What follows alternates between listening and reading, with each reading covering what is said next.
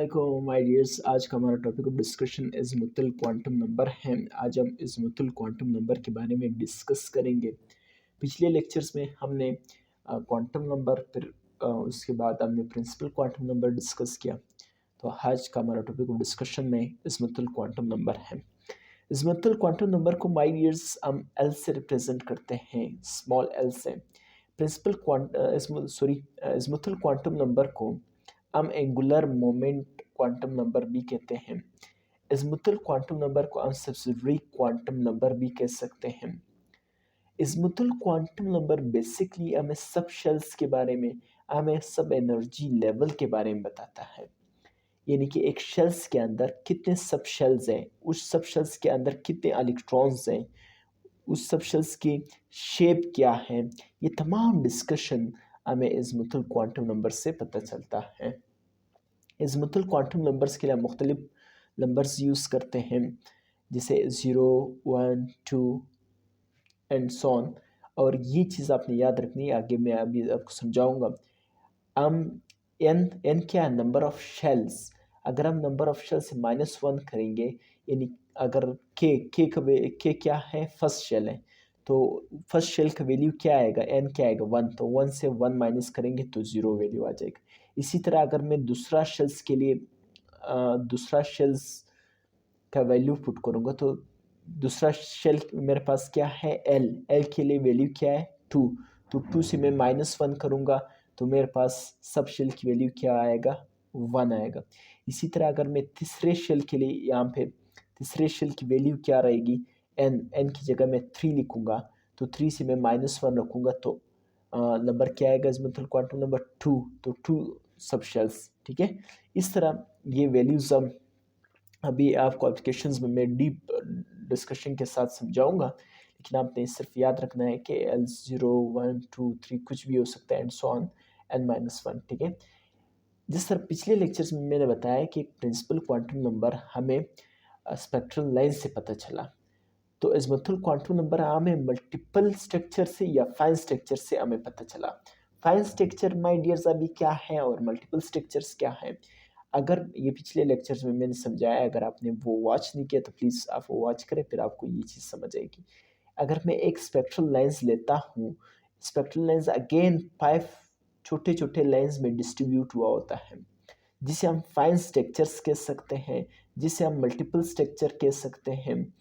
इस स्ट्रक्चर्स की मदद से हमें इज़्मुतुल क्वांटम नंबर का पता चला है। माय डियर्स, मैं थोड़ा सा कैमरे को सेट करता हूँ ताकि हमारी नीचे जो नोट्स है वो आपको नज़र आ सके, फिर आगे डिस्कशन करते हैं। माय डियर्स, मैंने कैमरे को सेट कर दिया। अगर एल की वैल्यू 0 रहेगी तो एस सब शेल, मैं अभी आपको इस इधर यहाँ पे समझाऊंगा। अगर एल की वैल्यू 1 होगी तो बी सब शेल, अगर एल की वैल्यू 2 आएगी तो डी सब शेल, अगर एल की वैल्यू 3 तो एफ सब शेल, ठीक है माय डियर्स। अभी हम एप्लीकेशंस में इसको डिस्कस करेंगे कि बेसिकली इज़्मुतुल क्वांटम नंबर हमें क्या बताता है।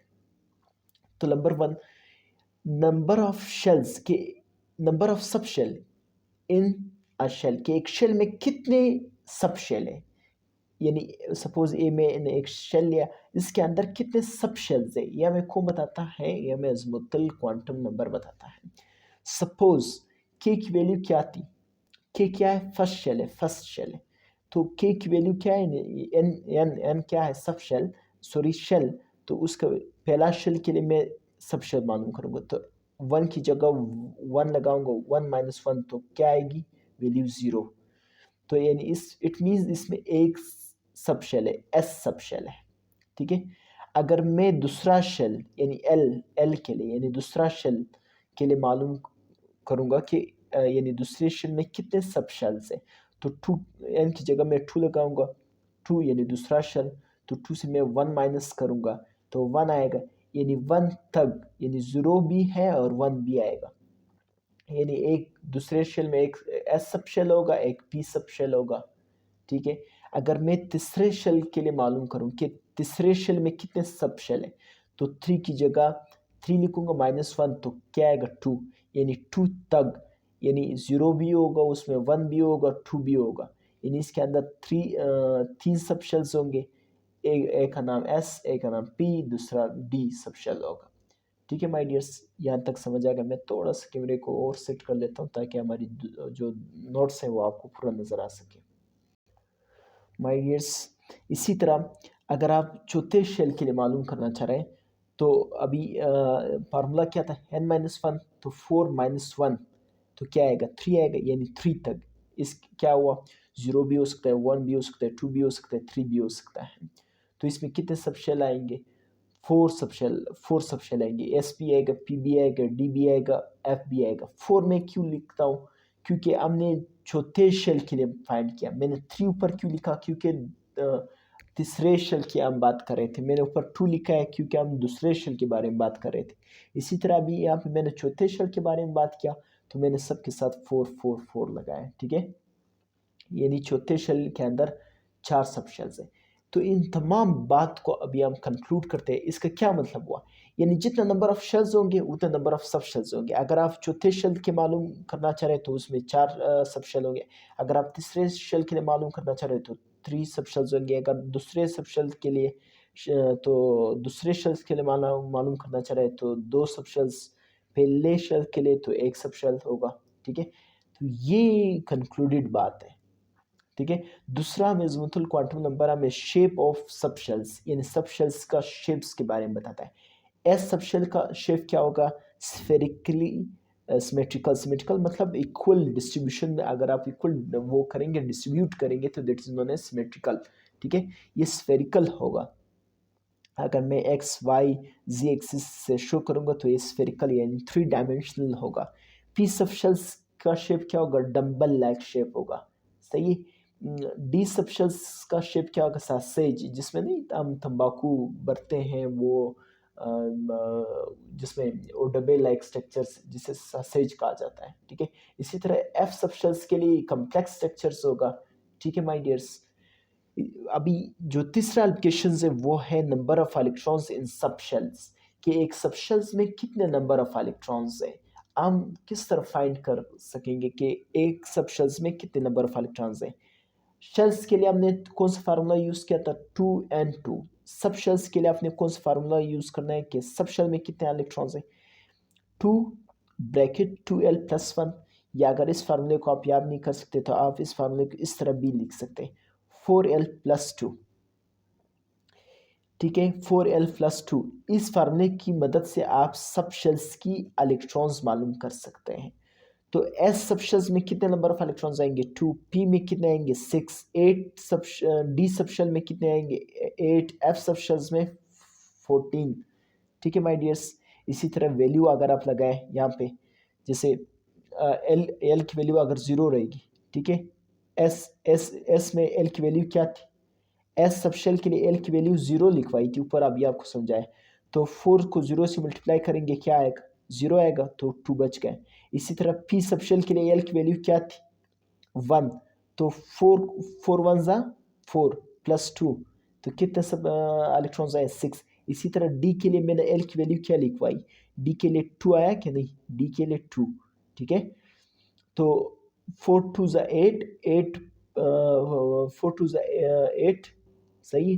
तो प्लस 2, तो यहाँ पे डी के लिए 10 इलेक्ट्रॉन्स आएंगे। ये आपने एग्जैक्ट करना है, 10 इलेक्ट्रॉन्स है। ठीक है, मैं यहाँ पे करवा लेता हूँ, यहाँ पे नज़र नहीं आ रहा है। ठीक है, 10 इलेक्ट्रॉन्स है। ठीक है, यहाँ पे ये चीज़ आपने याद रखना है। इसी तरह एफ के लिए एल की वैल्यू क्या रहेगी, 3। तो 4 3 12, 12 प्लस 2, तो कितने हुए, 14 इलेक्ट्रॉन्स। ठीक है माय डियर्स, उम्मीद करता हूँ आज का हमारा ये लेक्चर्स जिसमें हमने अज़ीमुथल क्वांटम नंबर को डिस्कस किया, जिसमें ये करेक्शंस आपने करना है कि डी के लिए 10 इलेक्ट्रॉन्स आएंगे। ठीक है, तो ये अपने आपको समझ आया होगा। इस करेक्शंस के साथ एक दफ़ा फिर बता रहा हूँ, ये 10 इलेक्ट्रॉन्स है। ठीक है, आज हमने अज़ीमुथल क्वांटम नंबर को डिस्कस किया, जिसमें हमने कहा कि अज़ीमुथल क्वांटम नंबर को एंगुलर मोमेंटम भी कहा जाता है, सब्सिडी क्वांटम नंबर भी कहा जाता है। अज़ीमुथल क्वांटम नंबर हमें सिर्फ सब शेल्स के बारे में बताता है कि एक शेल्स में कितने सब शेल्स हैं, सब शेल्स की शेप क्या है, सब शेल्स में कितने इलेक्ट्रॉन्स हैं। ये तमाम बातें हमें अज़ीमुथल क्वांटम नंबर से पता चलता है। अज़ीमुथल क्वांटम नंबर को हम एल से रिप्रेजेंट करते हैं। ठीक है। इसमें एस सब शेल है, पी सब शेल है, डी सब शेल है, एफ सब शेल है।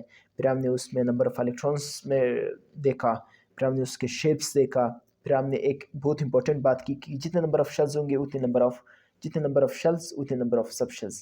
पहला शेल होगा तो एक सब शेल, तीसरा दो शेल्स, दो सब शेल्स, तीन शेल, तीसरा शेल के लिए तीन सब शेल्स, चार मतलब चौथा शेल्स के लिए चार सब शेल्स। ठीक है, ये बात इस तरह आपने समझ लेनी है। इसी तरह शेप्स में एस के लिए स्फेरिकल सिमेट्रिकल, पी के लिए डम्बल लाइक, डी के लिए सॉसेज लाइक। ये एमसीक्यूज पूछा गया पिछले पास्ट पेपर्स में कि डी सबशेल्स का शेप क्या है, sausage like. F complex structures है, ठीक है। फिर number of electrons, S shell के लिए 2 इलेक्ट्रॉन्स, पी के लिए 6 इलेक्ट्रॉन्स, डी के लिए 8 इलेक्ट्रॉन्स, एफ के लिए 14 इलेक्ट्रॉन्स। इस फार्मूले से आप फाइंड आउट कर सकते हैं। तो उम्मीद है हमारा ये लेक्चर आपको अच्छी तरीके से समझ आया होगा। इंशाल्लाह नेक्स्ट वीडियोस में हम अपने नेक्स्ट लेक्चर्स को कंटिन्यू करेंगे। तब तक के लिए अपने उस्ताद वकील अहमद को इजाज़त दीजिए। अल्लाह हाफ़िज़।